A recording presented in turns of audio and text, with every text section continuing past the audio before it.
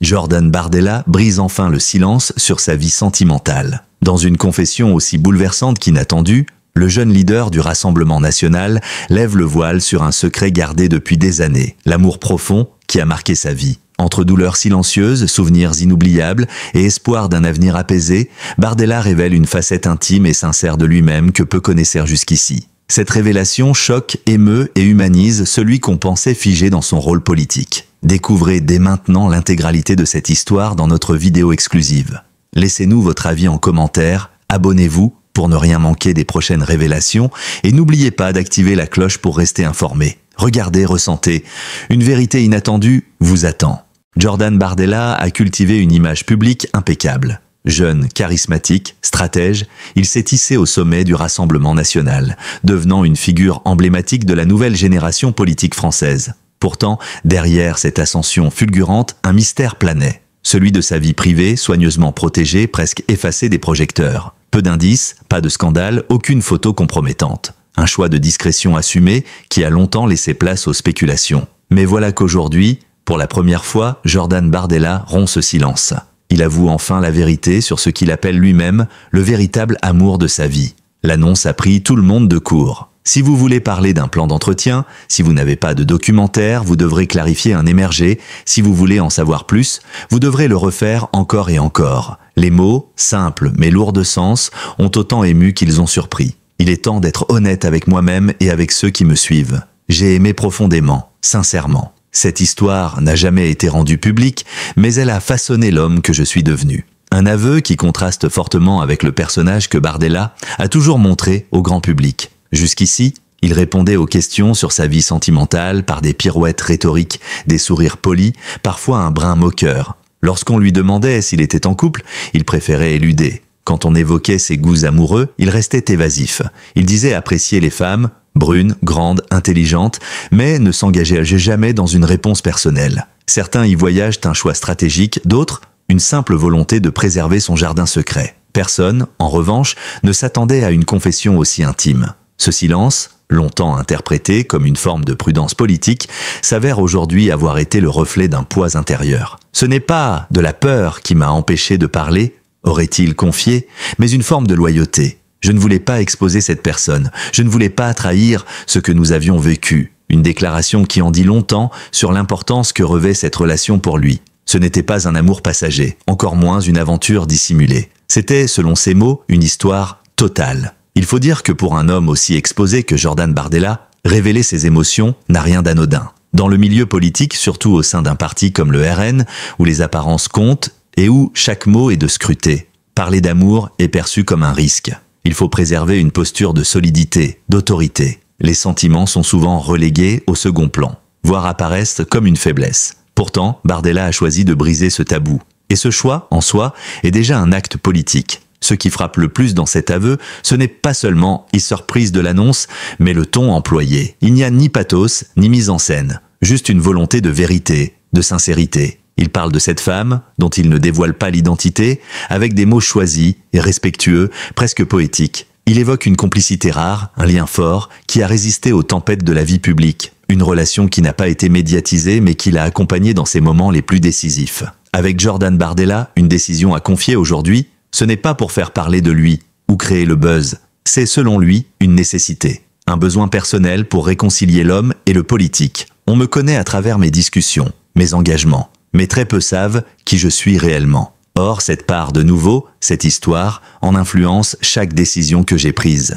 Elle mérite d'être entendue. De son récit intime ouvre la porte à de nombreuses questions. Qui est cette femme? Pourquoi cette relation est-elle restée secrète? Est-elle encore d'actualité? Et surtout, quel impact cette histoire a-t-elle eu sur l'homme qu'il est devenu? Autant d'interrogations qui trouveront peut-être des réponses dans les chapitres suivants. Mais une chose est sûre, Jordan Bardella n'est plus seulement un visage politique. Il devient aussi, pour la première fois, un homme qui ose se dévoiler. Et cela en politique est bien plus rare qu'on ne le croit. Jordan Bardella, jusque-là figure austère, presque inaccessible de la politique française, dévoile aujourd'hui une facette que personne ne soupçonnait. Derrière l'armure médiatique, les punchlines millimétrées et la posture du jeune chef d'un parti en mutation, se cache un homme habité par un manque profond. un homme blessé par un amour sacrifié sur l'autel de la carrière. Pour la première fois, Bardella accepte de parler de la douleur qui l'accompagne en silence depuis des années, celle d'un cœur en souffrance, d'un amour intense mais brisé par les circonstances. Dans son témoignage,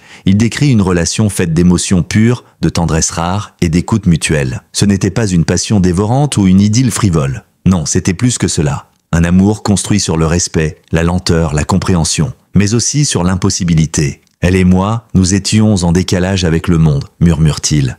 Nos vies étaient incompatibles. Elle ne voulait pas de la lumière. Moi, je ne pouvais pas échapper à l'exposition. Ce dilemme tragique résonne avec le quotidien de nombreuses personnalités publiques. Mais Bardella, lui, a choisi de le taire jusqu'à présent. Il reconnaît que cette histoire l'a transformé, en bien comme en mal. D'un côté, elle lui a donné la force de s'accrocher, de gravir les échelons, de rester droit dans un monde politique impitoyable. De l'autre, elle l'a brisé intérieurement, car il savait qu'à chaque discours, à chaque déplacement, il s'éloignait un peu plus de celle qu'il aimait. J'étais là physiquement, mais mon esprit restait avec elle, confie-t-il, la voix brisée. Il se remémore des instants d'une rare intensité. Des appels passés tard dans la nuit après un meeting épuisant, des regards échangés furtivement dans des lieux neutres, des silences remplis d'émotions. Il parle d'une femme qui connaissait ses failles mieux que quiconque, qui l'appelait par son prénom, sans jamais évoquer son titre ou ses fonctions. Une femme qui ne l'a jamais admiré pour son costume politique, mais pour l'homme qu'il était vraiment, fragile, impatient, passionné, à la fois sûr de lui et terriblement incertain. Ce contraste entre l'image publique et la réalité intime crée une tension que Bardella n'a jamais réussi à résoudre. Il admet que cette dualité l'a parfois rendu amer, parfois froid, presque cynique dans certaines prises de parole. « Je me suis protégé », dit-il. « Je devais être solide pour survivre, mais en vérité, je portais une blessure permanente. » Une confession poignante, qui humanise soudain ce personnage souvent décrit comme distant, voire mécanique. Le plus douloureux dans cette relation, dit-il, n'a pas été la séparation en elle-même, mais l'érosion lente du lien. L'amour s'est effacé, non pas par manque d'intensité, mais à cause de l'impossibilité de se retrouver. Chacun a continué sa route en silence. Il n'y a pas eu de dispute, pas de drame, explique-t-il. Juste un jour, on a compris qu'on ne se reverrait plus. Un adieu sans mots, mais gravé à jamais dans sa mémoire. Il se reproche aujourd'hui d'avoir choisi la carrière à chaque carrefour, de ne pas avoir eu le courage à l'époque de s'arrêter et de dire non. Il reconnaît que cette relation était le seul espace où il pouvait déposer le masque. Elle me voyait, elle me comprenait, et moi, je n'ai pas su la retenir. Ce regret le hante. Ce n'est pas tant la perte de l'amour qui lui pèse, mais celle de la complicité, de cette présence invisible qui lui rappelait qui il était vraiment. Bien que refermé, continue d'influencer ses choix. Quand je parle aux jeunes, quand je défends certaines valeurs, je pense à elle, à ce qu'elle m'aurait dit, à ce qu'elle aurait aimé entendre. Elle est devenue une voix intérieure, un guide discret, un écho du passé qui éclaire son présent. En révélant cette douleur, Jordan Bardella ne cherche ni la pitié, ni l'admiration. Il cherche, semble-t-il, une forme de libération. Accepter d'avoir été amoureux et d'avoir souffert, c'est pour lui une manière de reprendre possession de son humanité. Dans un monde où l'image domine tout, où les émotions sont souvent considérées comme des faiblesses, ce geste a une portée rare. Le cœur en souffrance de Jordan Bardella révèle un paradoxe fascinant, celui d'un homme de pouvoir hanté par une histoire d'amour silencieuse. Et derrière l'orateur habile, le stratège politique, apparaît enfin un visage que peu avaient eu le privilège d'apercevoir jusque-là. Un visage marqué par l'absence, mais illuminé par le souvenir. Depuis que Jordan Bardella a brisé le silence sur le grand amour de sa vie, une question obsède autant les journalistes que le grand public. Qui est-elle? Qui est cette femme qui a marqué à ce point le cœur et le destin du président du Rassemblement national? Une femme dont il ne dévoile pas le nom, qui l'entoure de mystère mais qui l'évoque avec une tendresse et un respect presque sacré. Dans ses confidences, Bardella reste évasif sur l'identité précise de cette femme, mais les contours de son portrait se dessinent petit à petit. Ce n'est ni une personnalité politique, ni une star des médias, encore moins une figure connue du grand public. Au contraire, tout semble indiquer qu'elle vient d'un univers bien différent, presque opposé à celui qu'il fréquente au quotidien. Il parle d'elle comme d'une personne profondément attachée à la culture, à l'art, aux choses simples. Elle aimait les livres, la musique classique, les paysages silencieux. Elle fuyait les écrans. Elle aimait observer, sans se montrer, glisse-t-il les yeux brillants. Selon plusieurs proches, cette femme aurait joué un rôle d'équilibre dans la vie de Bardella à un moment où tout s'accélérait. Alors qu'il gravissait les échelons du parti, passant de porte-parole à président, elle était là, non pas pour l'applaudir, mais pour le ramener sur terre. Dans un monde où tout va vite, où les égos se gonflent et les masques s'enchaînent, elle lui offrait une respiration, une forme de vérité nue, désintéressée, essentielle. Les détails qu'il livre évoquent une relation fondée sur la discrétion et la profondeur. Pas de clichés sur les réseaux sociaux, pas de sorties officielles, pas de démonstrations publiques. Leur amour était à contre-courant de son époque. Ils échangèrent des lettres manuscrites, prenèrent le temps d'écouter de vieux vinyles ensemble, se retrouvaient dans des lieux reculés, là où personne ne penserait chercher un homme politique en pleine campagne. Elle m'a appris à regarder autrement, à écouter le silence, à ne pas toujours chercher à convaincre, mais parfois juste à comprendre. Cette phrase, prononcée par Bardella lors d'une récente entrevue privée, en dit long sur l'influence qu'elle a eue sur lui. Dans un milieu politique souvent brutal et superficiel, elle représentait un espace de sincérité et de calme, un refuge. Mais cette relation n'était pas exempte de tensions. Bien au contraire, cette femme, si éloignée de la scène publique, supportait mal la pression, les intrusions, les déplacements constants. Elle refusait d'être une ombre derrière un homme public. Elle voulait que je reste libre, mais elle ne voulait pas devenir prisonnière de ma vie, résume-t-il. Un tiraillement permanent s'est installé entre leur amour profond et l'impossibilité de le vivre au grand jour. Certaines rumeurs, relayées par des sources proches de l'entourage de Bardella, évoquent une intellectuelle franco-italienne, professeure de philosophie, rencontrée avant qu'il n'intègre la tête du RN. D'autres parlent d'une ancienne amie d'études, issue d'un milieu modeste comme lui, avec laquelle il aurait renoué des années plus tard dans un moment de doute.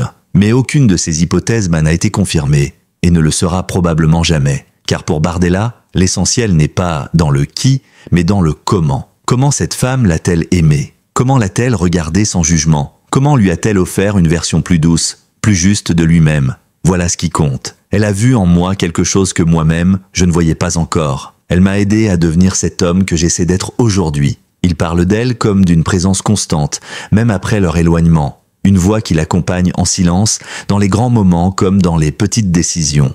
Une sorte de conscience intime, invisible, mais puissante. Parfois, quand je dois trancher sur un sujet délicat, je me demande ce qu'elle en penserait. Et cela me pousse à réfléchir 2 fois. Ce lien spirituel, presque mystique, qu'il conserve avec elle, souligne à quel point cette relation l'a marqué en profondeur. Elle n'est pas seulement un souvenir, elle est une boussole. Un repère dans un monde où tout change, où les alliances se font et se défont, où l'ambition peut tout écraser. Elle reste. Même absente, même muette, même loin, Jordan Bardella ne dit pas s'il espère la retrouver un jour.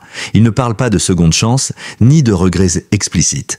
Mais à travers ces mots, on devine une forme de nostalgie douce, une trace d'espoir. Peut-être qu'un jour, ailleurs, loin des micros et des caméras, leurs chemins se recroiseront. Et alors, il n'aura plus à choisir entre le cœur et le devoir. Jordan Bardella livre sans détour ce que cette histoire d'amour a transformé en lui. Ce n'est plus un homme uniquement porté par l'ambition politique que l'on découvre, mais un être profondément travaillé par la mémoire d'un amour perdu. Et pourtant, au-delà de la nostalgie et de la souffrance, une volonté nouvelle émerge. Celle de tourner la page sans renier ce passé, mais en l'embrassant pleinement pour continuer à avancer. Le président du Rassemblement national ne cherche ni à se victimiser, ni à réécrire l'histoire. Il n'y a pas de discours héroïque, pas de tentative de séduire l'opinion par une histoire romanesque. Il s'agit ici d'une démarche de vérité. Jordan Bardella affirme avoir tiré les leçons de ce qu'il a vécu. Et surtout, il reconnaît que ce chapitre, aussi douloureux fut-il, l'a préparé à affronter une nouvelle étape de sa vie, personnelle comme politique. Il ne cache pas que pendant longtemps, il a cru pouvoir concilier sa mission politique avec une vie sentimentale, discrète mais épanouie. Ce fut une erreur. La politique est un univers qui exige tout, du temps, de l'énergie, de la vigilance constante. C'est un monde qui ne laisse que très peu de place à la spontanéité. Or l'amour, lui, en a besoin pour vivre, confie-t-il. Ce constat amer l'a accompagné pendant des mois, jusqu'à ce qu'il accepte que certains choix de vie impliquent des renoncements douloureux. Mais au lieu de s'enfermer dans le regret, Bardella semble aujourd'hui prêt à redéfinir sa manière d'exister. Il ne veut plus vivre dans le secret, ni entretenir une scission entre sa vie publique et son monde intérieur. Il assume désormais sa sensibilité, sa vulnérabilité. Il revendique le droit à l'émotion. Je veux pouvoir dire que j'ai aimé, que j'ai été bouleversé. Je veux montrer que l'engagement politique ne doit pas effacer l'homme derrière le costume, déclare-t-il avec une gravité nouvelle. Ce repositionnement n'est pas sans risque. Dans un milieu souvent critique, où chaque mot peut être instrumentalisé, où la moindre faiblesse est pointée du doigt, certains pourraient y voir une tentative de marketing émotionnel. Une opération séduction, calculée, pour humaniser un leader parfois perçu comme froid. Mais ceux qui l'ont écouté de près ressentent autre chose.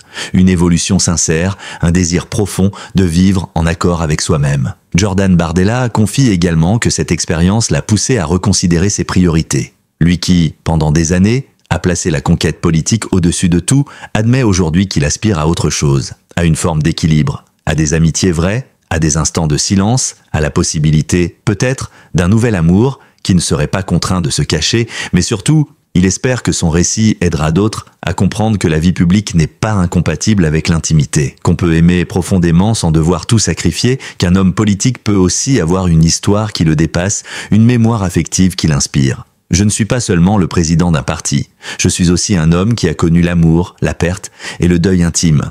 Et cela m'a changé, définitivement. Dans les dernières lignes de son témoignage, il adresse un mot, discret mais poignant, à celle qui fut ce grand amour. Il ne la nomme pas, une fois de plus, mais il laisse entendre que, où qu'elle soit, elle occupe encore une place dans ses pensées. Tu m'as appris à voir le monde autrement. Même si tu n'es plus là, je continue de marcher avec ton souvenir. Et je te remercie. Jordan Bardella clôt un récit personnel dense, inattendu, à 1000 lieues des discours politiques se formater. Il ne s'agit pas seulement d'une révélation sentimentale, mais d'un tournant intérieur. L'homme fort du Rassemblement national s'ouvre, se fragilise, se rend plus humain. Et ce faisant, il nous rappelle une vérité simple mais essentielle. Même dans les hautes sphères du pouvoir, le cœur continue de battre. Merci du fond du cœur d'avoir regardé cette vidéo jusqu'au bout. Votre fidélité et votre attention comptent énormément pour nous, et c'est grâce à vous que nous pouvons continuer à partager des histoires fortes, sincères et parfois bouleversantes comme celle-ci. Si cette vidéo vous a touché, n'hésitez pas à vous réabonner à la chaîne pour ne rien manquer de nos prochaines publications.